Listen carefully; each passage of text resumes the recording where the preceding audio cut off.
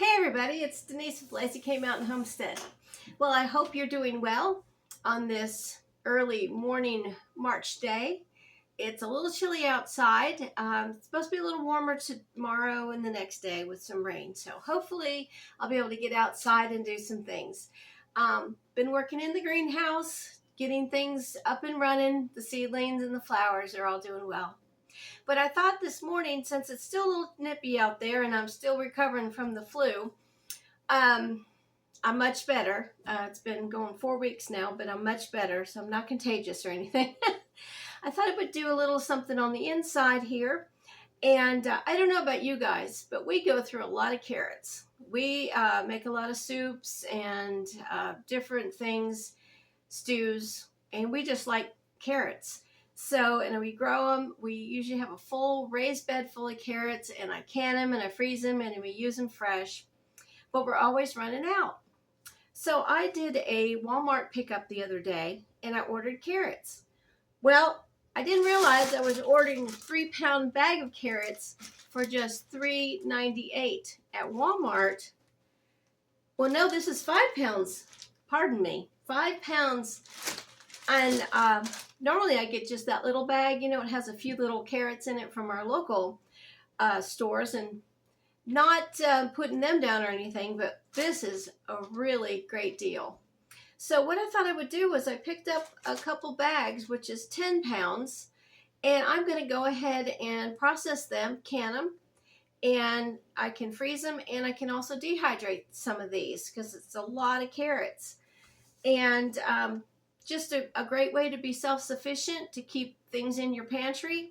When, you know, here we are, in a couple months we'll be planting here in Tennessee, but it takes a while for carrots to grow. And we're always going through carrots, like I said. So I thought I would go ahead and just give you guys this really cool tip, at least I think so, of being able to still keep some fresh vegetables in your pantry, even though you aren't growing them at this time. So these are, I believe, I'm in the States, and so this is from Grimway Farms, and I'm not sure where they're located, but I'm sure they're in the United States. Walmart doesn't always let you know where things are from. Oh, okay, Bakersfield, California, so it is California carrots. So I just wanted to show you the quality of these carrots are just wonderful. Look at them, beautiful. And they smell so fresh. So what I'm gonna do is I'm gonna go ahead and dump all these carrots out in a big bowl. I am going to cut both ends off because you don't want the ends. And then I'm going to peel them all. And I'm gonna slice them. Now I'm gonna use my food processor for slicing because it makes pretty fast work of that. But look at that, that's 5 pounds of carrots right there, and I got another bag waiting. So what we're gonna do, you're gonna need your cutting board, a knife, and a peeler.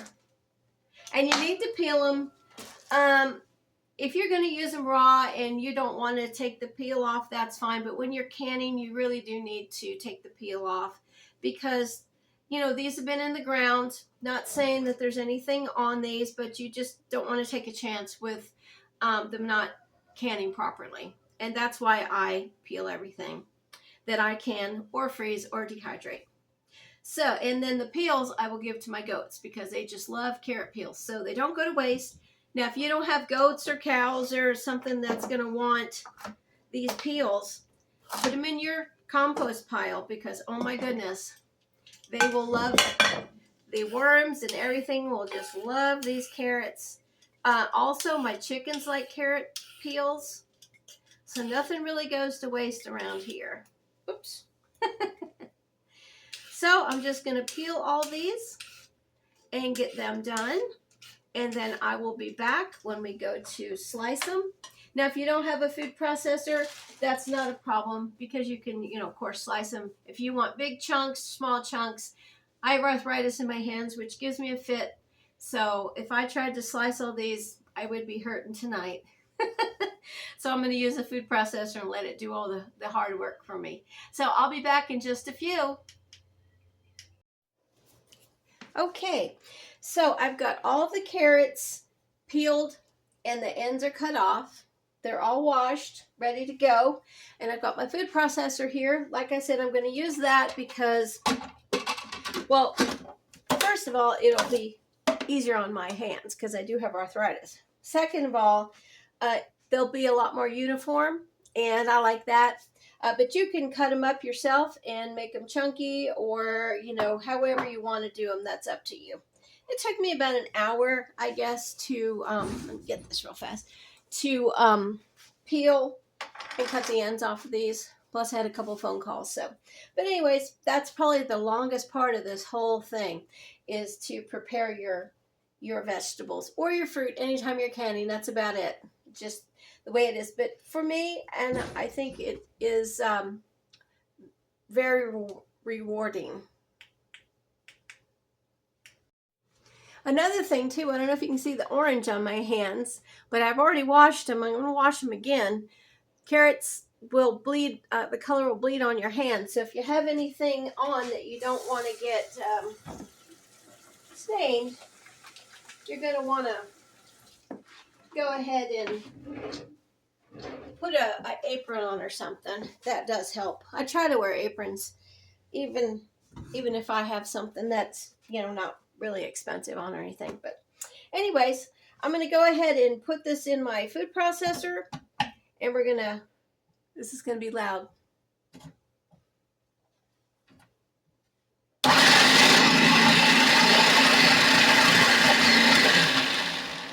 That was loud. This is an oldie but a goodie, this food processor. So let me just show you what I've got here. This is what I've got from one. They're pretty thin, but that's what I want in order to can them. So I'm going to go ahead and do all of these, and I'll be right back, and we'll get to the canning.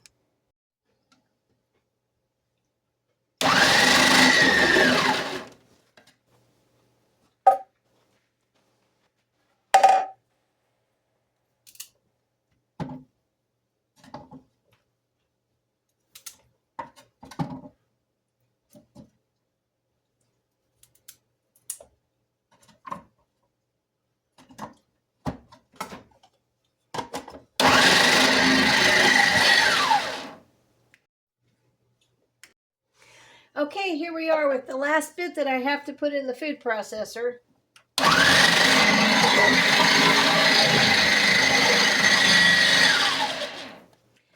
And they are all sliced. So I'm pretty excited. That's all done. And one for me to eat. I love carrots. They're good for you too. So look, whoops, threw some of them. Look at all these carrots. That's 10 pounds. The recipe that I'm going by calls for 6 to 9 pounds. Pardon me eating. But yeah, my counters are clean, so I'm going to go ahead and use what's in here. Beautiful. Aren't they lovely? So I'm going to go ahead and remove all this, and I'll be right back, and let's get to canning. Okay, like I said, I'm using a recipe, and it's out of the Ball Blue book, which is the canning guide. I use this. This is United States copy. I don't know if there's European or not. It may be different, but whatever a recipe you use, this is pressure can, so you're going to need a pressure canner, and it's going to be 10 pounds pressure when we get to that. And I'm going to be using pints, and the recipe calls for 6 pints. I've got 7 jars over here filled with water, all washed, sanitized, and filled with warm water. Now this is going to be a raw pack. The carrots are raw, so I'm not heating up anything. So when I put them in there, it'll be lukewarm or room temperature water. And what I need to do is got to have some water on boil, and I'll put that in there because I will be filling up the jars with warm water after I've packed them with the carrots. And again, it's not going to be, it'll have been boiled water, but it's not going to be super hot because you want to be able to handle it. Okay, and the process for this is process pints for 25 minutes, or quarts, if you're going to use quarts, 30 minutes. So we'll go ahead and do that in a little bit. You're also going to need some salt, canning salt, or I use sea salt. And you need your tongs, measuring spoons, and I like to use this little magnetic thing to get my lids and rings out, because you are going to need your lids and rings. They're over here, and I've had them in the hot water. So I'm just going to set that right here when I'm ready for them. So, and you're going to need your canning funnel because it does help with the mess. So I have got water in my canner already, and you need about 2 inches in there. So I am not going to worry about putting that in there, but I am going to save the water because I like to save the water. I use it for watering my plants. We have to, or I can use it in the dog dishes and things like that. I don't like to waste anything. I know that may sound silly to some, but I'm just that way because we do pay for our water here. Okay. Let's go ahead, and I am just going to take these and put them in with my hands, which are clean. And we're going to fill each one of these jars with the carrots. And let me see what it says for headspace here. Let me see here. Headspace, a 1/2 inch. Okay. Now, when you're raw packing, I suggest that you put it in there and then you just kind of shake it down. This is what I do. I learned this way many years ago, over 50 years ago. And see all that room you've still got up there? You want to pack it. And I'm going to take this right here as my 1/2 inch. That'll be my guide.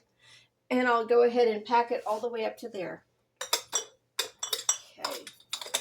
So we will get that done. And you're going to have to press them down in there. And if you can't use that funnel, you just go ahead and you just pack down in there. And that's what you want to do, not crushing things, because you don't want them to crush, because these are pretty thin. My food processor is old and doesn't have a guide for thickness. So mine are pretty thin, and I don't want them to get crushed or anything. But okay, so this is as far as I'm going to go for that. And there's your 1/2 inch headspace. So we'll go ahead and put that over there. And this is going to make a lot of carrots.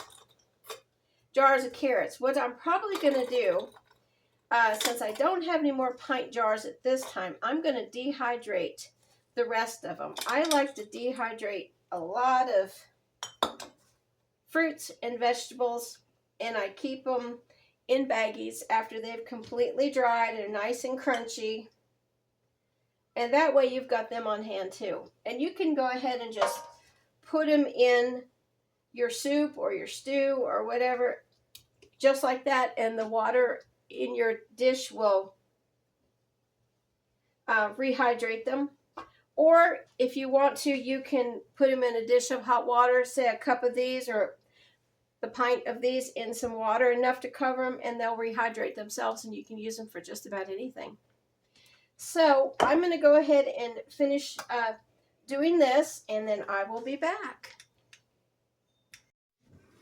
Okay, I've got all my jars filled.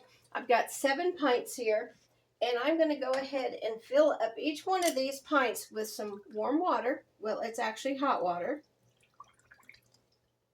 And you're going to fill it up to the 1/2 inch mark that we talked about earlier. Your carrots are going to kind of float up a little bit too. And you can put a butter knife in the side there and kind of get out the air bubbles if you like.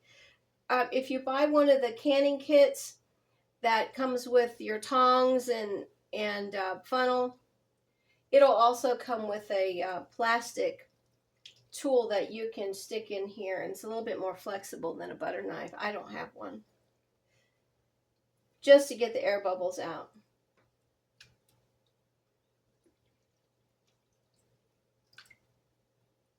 When I was learning how to can, when I was 12, we didn't worry about air bubbles and things like that, but I do now. I mean, I understand why you'd want the air bubbles out, because you actually could put more fruit or vegetables in your jar. And a little bit more liquid if you need it. But that's just the way it was. And I just do a little bit so I can see where it is. Okay, so I will get out my butter knife and put my handy glasses on. And you just kind of stick it right there, and you'll see the bubbles come up. Okay, and then you can just adjust accordingly. If you need any more carrots or need any more liquid, you know, you just adjust accordingly. But I think mine are pretty good. That one may have a little bit too much liquid in. I thought I had done that when I filled it because I was talking. And this is also a good way just to make sure that you do have liquid in all your jars, because it's easy to forget. This one needs more liquid. Okay.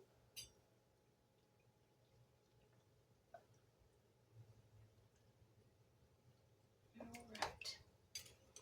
So you can see the bubbles kind of coming to the top. Okay, I'll just push that down. Alrighty.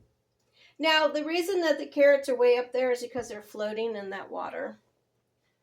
All right, so what I'm going to do now is put a lid. And yes, I will save that water too. I'm going to put a lid on each one of these. Oh, first of all, I need to put 1/2 teaspoon of salt in each one of these. If it were quarts, you'd put a whole teaspoon in. But because they're pints, I'm just going to put a 1/2 teaspoon in each one of these. And that acts as a preservative. Okay, here we go. All right. And now we will go ahead and, whoops. This is a clean rag. I'm out of paper towel, so I'm just going to go ahead and wipe around the rim.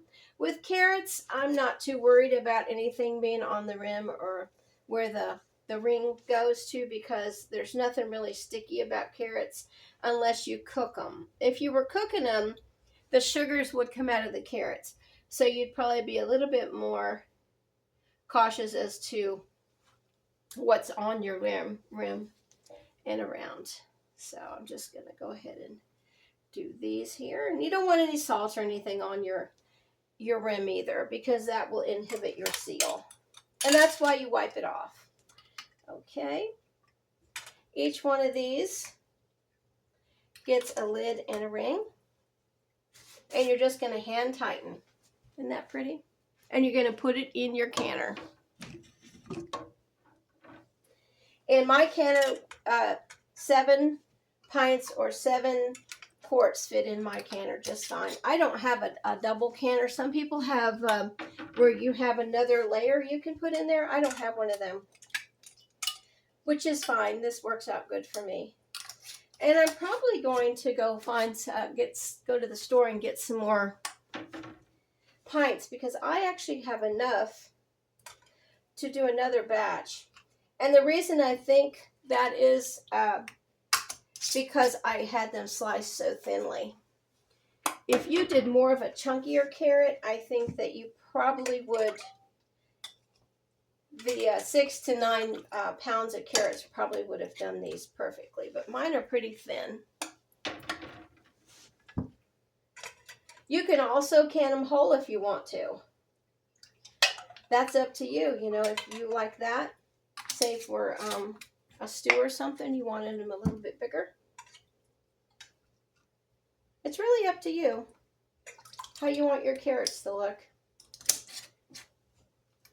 Okay, so I'm going to put all these in there. Bring the camera over so you can actually see. There you go, it's full. I've got 2 inches of water in here that's what you, when you're pressure canning, that's all you need. And I'm going to put my lid on here. I've already got it on the temperature, and you want to make sure that everything's clean. Everything is, I had to take this off, and I'm going to put it back on because I haven't used it yet this year, and I want to make sure it's all clean. There's no debris or anything on there. And you just want to make sure that that is in there nice and tight and don't have any problems. All right, and now we're just going to go ahead and put this on. My hands are really hurting today for some reason.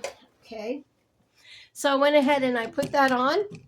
We are going to turn the heat up here to high, and when it gets to where it's steaming out of here, it's going to be very hot, so you don't want to touch that.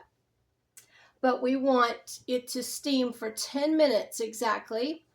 I mean, 1 or 2 is not going to, be the end of the world, but I try to watch it, and when I'm doing something, clean the kitchen or whatever, and the steam comes out, that builds the pressure, and then you're going to put your 10-pound pressure on. Now, this is this kind of canner. This is a mirror. There are some that have gauges. You just accordingly to your directions. And then I'll put that on there, and then we'll let it build the pressure back up, and it'll start rocking. And then I will time it for 25 minutes. So when we get to that point, guys, I will be back. Okay, well, I said I was going to go run up to the store and get some more jars, but I'm not going to do that. I'm going to go ahead and just dehydrate these. So what you're going to do is get your dehydrator and make sure it's clean. Mine is an older one. I've had it for probably 25 years, and it works great. It's a Nesco, but you want to have a single layer. Whenever you're dehydrating, it's always good to have a single layer, whatever you're doing. That way things get dehydrated a lot better. The air can flow through. Now these are pretty thin, so you have to kind of take your time to spread them out. So I think that's pretty good. And there's layer 1. And you're just going to kind of continue to do that. And I've got 4 big trays here, and I think that will probably work. And what I can't fit on here, rather, I'll just dehydrate a little bit later, because this works good too. And also what you can do, I do this with green peppers, celery. You can dehydrate your stuff, and then if you have a small little grinder, I picked one up off of Amazon. Let me see if I can find that. Here it is. A little spice grinder, like so. And you just put in your your dried carrots. I do it with green peppers and, like I said, celery. And you can make a powder of it and just put it in a little jar. And that works too as a spice. And you can add, if you just want that flavor of whatever it is and not the actual vegetable or fruit. And it's also a really good way of sneaking in your vegetables, your vitamins, if you've got kids that don't want to eat vegetables and they're like, oh no, I don't like green peppers, or oh no, I don't like carrots, or whatever it might be. This is a good way to get those vitamins in there with powder. They can't see it, but they're eating it, and they're getting nutrition.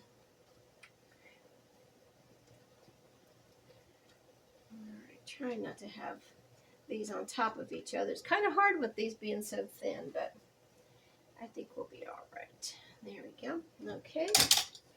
And the 4th layer, and yeah, I am going to have more to do, but that's okay. These will keep in the fridge until tomorrow. I dehydrate about 24 hours. That's how long this dehydrator takes. You do according to your manufacturer's instructions, however long it takes. Mine has a setting on top. Okay, let me get my lid here.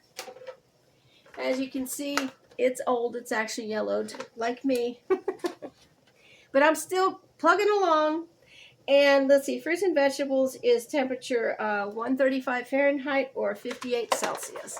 So you just go ahead and you put it on here. I'm not going to leave it here because I'll have to, use this counter for my jars. But with mine, there's no on and off. It's just plugging it in and it turns on. And you just let this sit for 24 hours. Is what I do. And you'll have nice dehydrated carrots. And you just put them in baggies. And you can put them in your food saver, whatever you like. But while we're here, let me turn your attention to the canner. Now, if you can see, this, you need to not get really close to that spout, but if you can feel the steam coming out, we're going to start counting 10 minutes right here. I don't know if you can see it, but I can see the steam coming out. I just want to make sure everything is adjusted on here. There you go. And with mine, that little red button will pop out when it's ready. Okay, guys, I'll be back in a little bit, probably 10 minutes. Okay, we have let our steam rise out of the spout for 10 minutes. So we're going to go ahead and put our 10-pound pressure on there. Then you want it. I always do this with a mitt because steam can burn. Now, what we're going to do now is wait for it to start rocking a little bit. The pressure will build up, and then at that point, we will start counting 25 minutes for the pint. Something I forgot to tell you, too. If you don't have a canner and you don't have a dehydrator, next best thing is freezing. Now, if you're going to freeze your carrots, you're going to want to blanch them. And blanching means you're going to put them in a boiling water. And I believe it is 1 minute. And then you're going to take them out and put them in some ice cold water to shock them so it stops the cooking process. But let me just make sure here to give you the right instructions. I hate to give anybody the wrong information. Okay, carrots. Oh, I was wrong. You're going to blanch for 3 minutes. Now, blanching is you're going to have a pot of boiling water, just plain boiling water, and you're going to put your carrots in there, and you're going to time it for 3 minutes, and then you're going to bring them out. And what I do is have another bowl with ice water in it, and you're going to put your carrots only, not the hot water. And if you can use your sink, you can use your sink too, but you want to have ice water. And you're just going to take your carrots out with a slotted spoon and put them in there, and it'll just shock them, and that's what that's called. It'll stop the cooking. Once that is done, you'll again take your carrots when they're cooled, and you're going to put them on probably a paper toweled cookie sheet, covered cookie sheet, and you're going to let them dry. You can pat them dry at that point too, because they're not going to be soaking wet, because you're going to bring them out with a slotted spoon. And just pat them dry. And what I like to do is go ahead and put them in the freezer on that cookie sheet, because they will kind of flash freeze, and then you can take them out and put them in your baggie, and they won't be all bunched up together. So that's another option too for you to do. So we're just going to go ahead and let this get to the point where it's going to rock, and then we'll time it 25 minutes, and then I'll be back when I take them out, okay?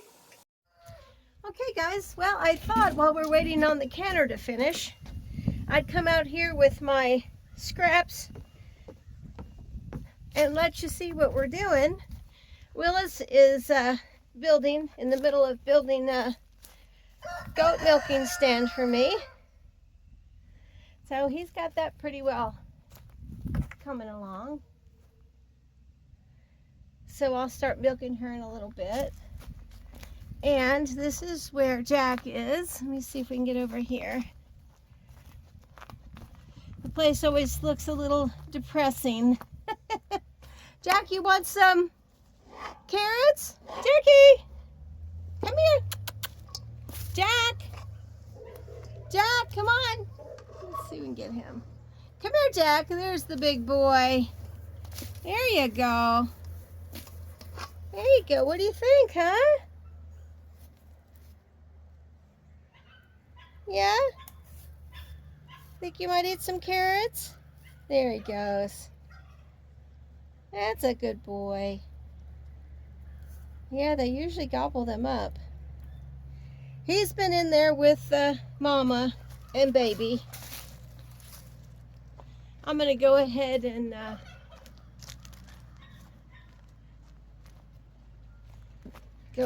come down here to the chickens and give them some.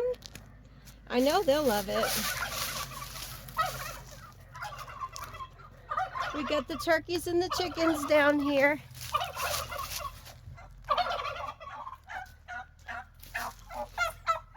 And the turkeys are here. Hi guys. You want some carrot peels? I know you love them. Kind of hard to do this and film the turkeys at the same time, but that's Stanley. And over there are my two hens. That's Dorothy and Blanche. And then over here, we have a lot of my laying hens. But I have to go inside to do this with them. Let's see here.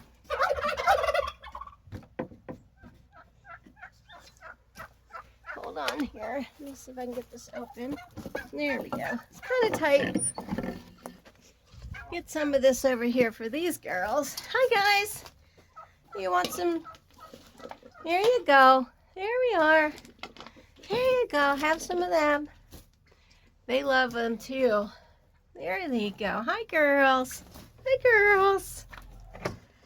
Good nutrition. And then I've got one more spot.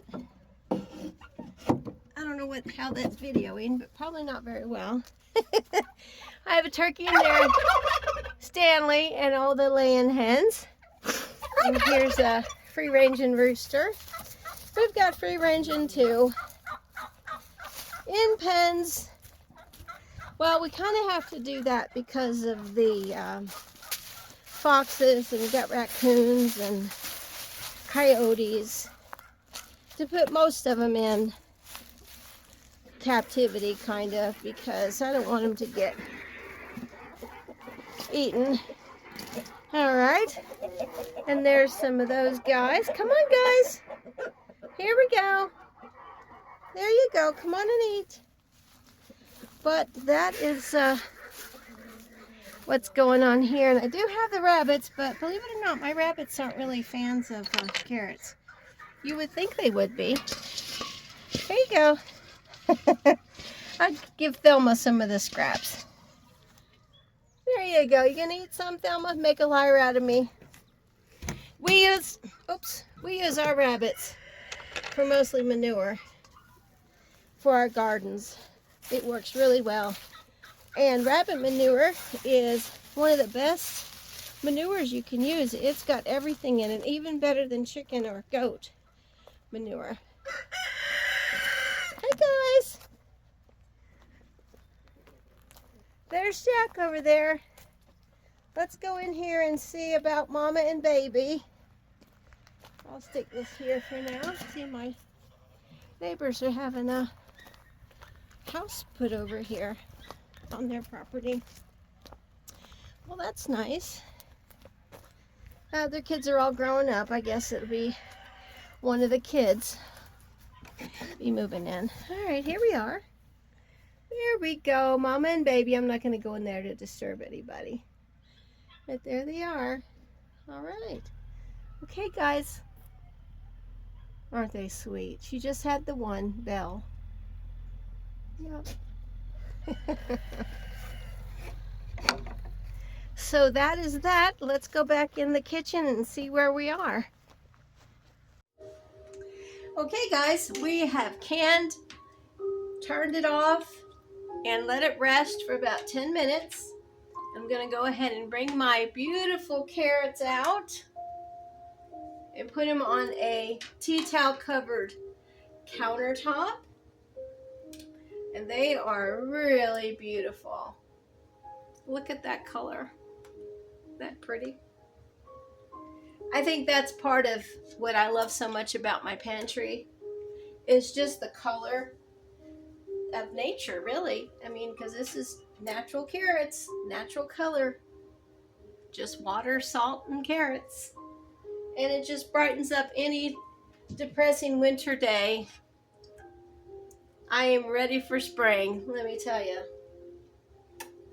But this is just a good way to keep your pantry full without having to grow those carrots. I mean, if you're in a place where you can't have a garden, this is a really good way. Go to Walmart or your local farmer's market or somewhere where you can get some produce at a decent price. That's the whole idea behind this video, is the 10 pounds of carrots was, let me see, less than $8. So, and I got 7 pints. I have 4 trays in the dehydrator, and I probably have enough again to do my dehydrator full. Can't even talk. Dehydrator full. Or I could have easily done 7 more pints. So 14 pints for $8. That's a really good deal. And you know it's fresh, you know where it came from, and they're just beautiful to put in your pantry. Have a great day from Lazy K Mountain Homestead. Hope you like, share, and subscribe. See you soon. Bye.